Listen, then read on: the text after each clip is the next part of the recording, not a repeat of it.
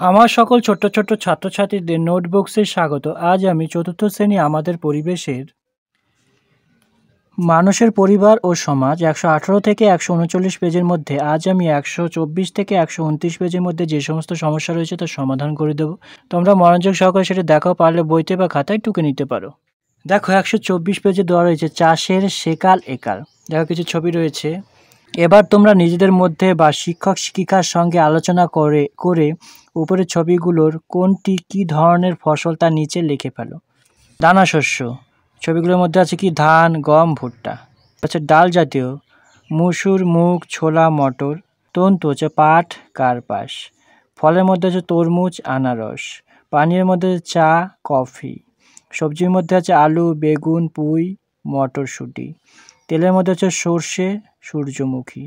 আর ফুলের মধ্যে হচ্ছে গাঁদা ফুল। এইভাবে তোমরা দেখে দেখে টুকে নাও। তারপরে পেজে বলছে বড়দের বা শিক্ষক শিক্ষিকার সঙ্গে আলোচনা করে নিচে লেখো। চাষের ধাপ কেন করা হয়?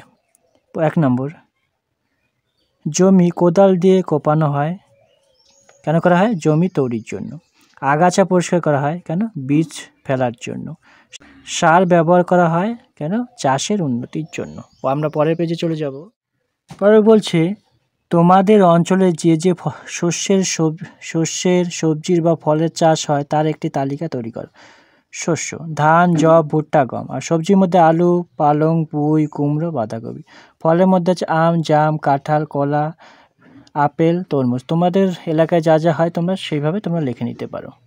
পরটা বলছে তোমার এলাকায় এখন বা বহু বছর ধরে মানুষ জীবিকার প্রয়োজনে চাষের কাজ করছেন।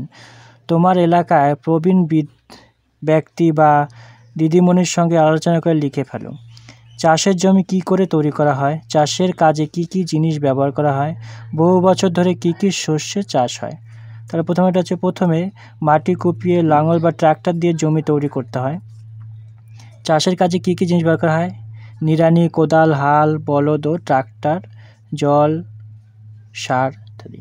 বহু বছর ধরে কি কি শস্য চাষ হয়? ধান, গম, সর্ষে, ফুলকপি, পটল, সিম, বেগুন, চা। পরটা বলছে আলোচনা করে লেখো। চাষের কাজে ব্যবহৃত হাতিয়ার বা যন্ত্রপাতির নাম। কোন কোন কাজে প্রয়োজন হয়? নিড়ানি, আগাছা পরিষ্কার করার জন্য। কোদাল, কুপিয়ে চাষের জমি তৈরি কাজে। লাঙল, মাটি চষার কাজে লাগে। কাস্তে, ফসল কাটার জন্য।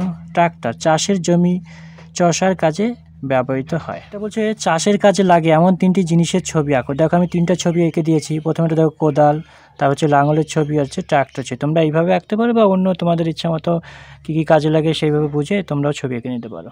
তারপরটা বলছে আলোচনা করে লেখো। বিভিন্ন জীবজন্তুর নাম চাষের কাজে ব্যবহার হয় না হয় না।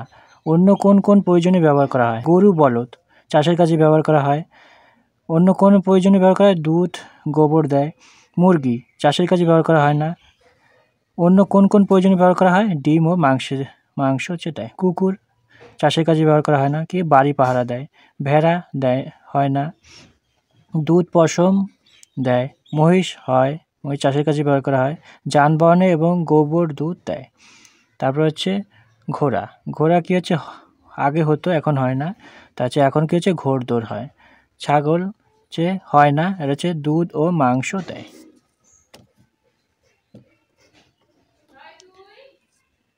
তা হচ্ছে হাঁস চাষের কাজে ব্যবহার করা হয় না, কিন্তু কি দেয়? ডিম, মাংস পাওয়া যায় তাদের কাছ থেকে। উট হয় না, মরুভূমিতে যানবাহনের কাজে লাগে। শুয়োর হচ্ছে হয় না, মাংস পাওয়া যায় তাদের কাছ থেকে। আমরা পরের পেজে চলে যাব। পরের পেজে বলছে পালিত প্রাণীর ধরন। দেখো এখানে বলছে এবার তোমরা আলোচনা করে লিখে ফেলো। পালিত প্রাণীর নাম। বিভিন্ন ধরনের প্রাণী: গবাদি পশু, পাখি, পতঙ্গ, অন্য প্রাণী।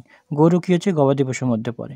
শুয়োর গবাদি পশুর মধ্যে পড়ে। ভেড়া গবাদি পশুর মধ্যে পড়ে। হাঁস মুরগি কি হচ্ছে পাখির মধ্যে পড়ে।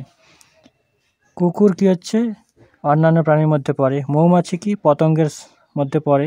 আর উট হচ্ছে কি গবাদি পশুর মধ্যে পড়ে।